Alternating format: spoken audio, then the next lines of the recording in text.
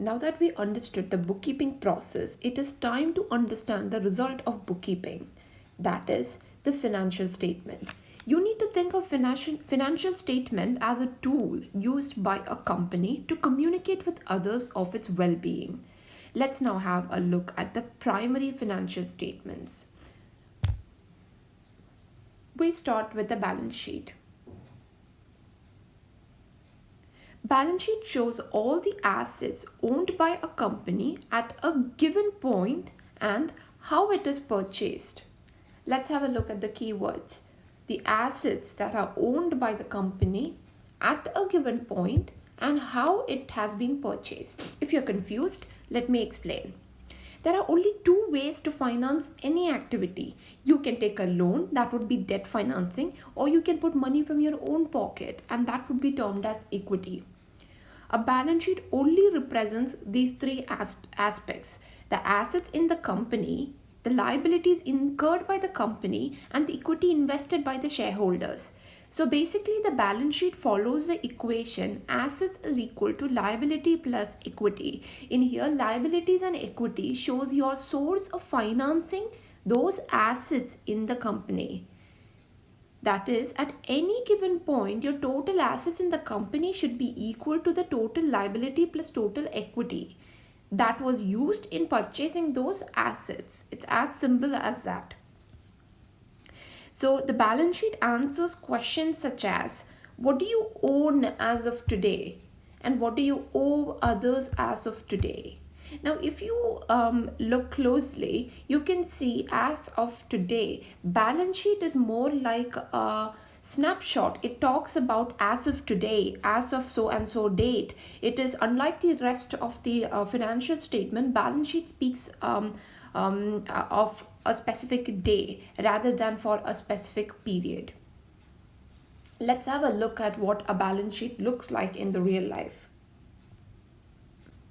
So this is what the balance sheet looks like, and as you can see, the top portion is the liabilities and equities, and at the bottom we have got the assets segregated.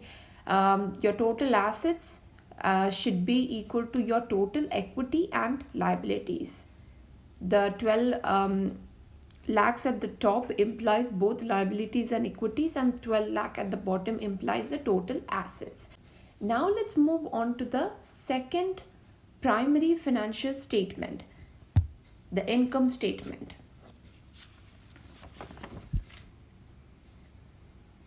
The income statement shows how much profit a company has made during a given period of time. Note the words given period of time. Unlike the balance sheet, income statement is for a specific period. For example, for the year ended 31st March 2019. Now, if you hear something like this, it basically means for the entire financial year of 2019. That is 1st April 2018 to 31st March 2019. Income statement follows the equation revenue minus expense is equal to net income. Here revenue is basically the money that you generated through sales of good or through sale of service during the financial year. Okay, and expense is all the cost incurred during the financial year in order to make those revenue. Please note, this is expense incurred, which means any expense which you have already incurred and does not include your liabilities. Your liabilities will stay in the balance sheet. Net income is what you arrive when you subtract the expense from the revenue. And it is on the net income that we compute the tax liability. Net income is nothing but profit for a specific period, for a year, for a specific duration.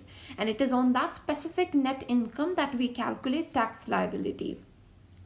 Income statement answers questions such as how much profit did you make during this week, during this month, or during this year.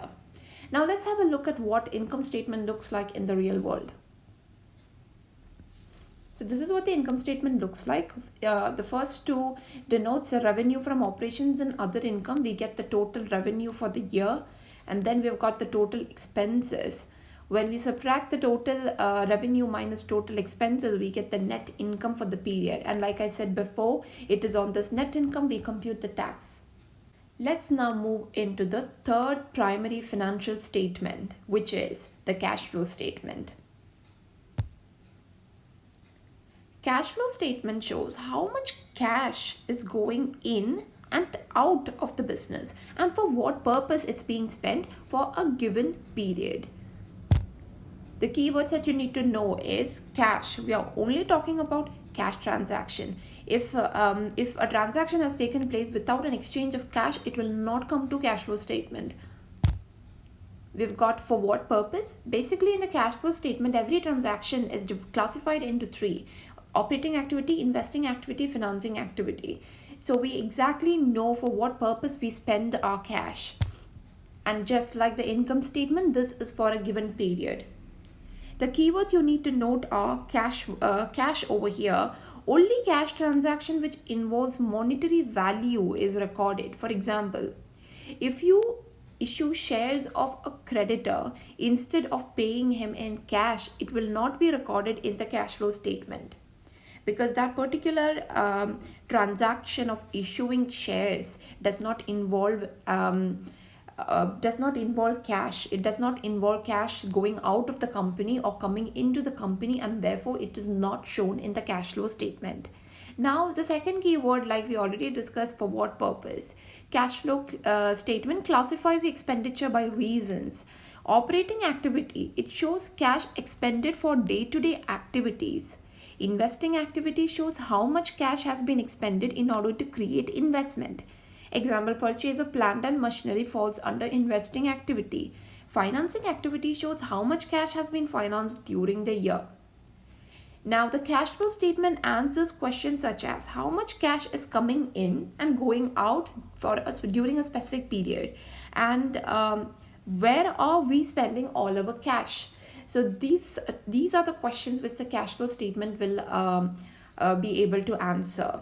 Now let's have a look at what cash flow statement looks like in the real world. So this is what the cash flow statement looks like, and as I already told, we start with the operating activity. So that's what comes at the top, and then we have got the investing activity, and then we have got the financing activity. Once you solve the cash flow statement, once you prepare your cash flow statement rather, the net increase or decrease in cash or cash equivalents that you get should be equal to the difference in cash at the beginning of the year and cash at the end of the year. And that's how you know if your cash flow statement has been prepared correctly or not.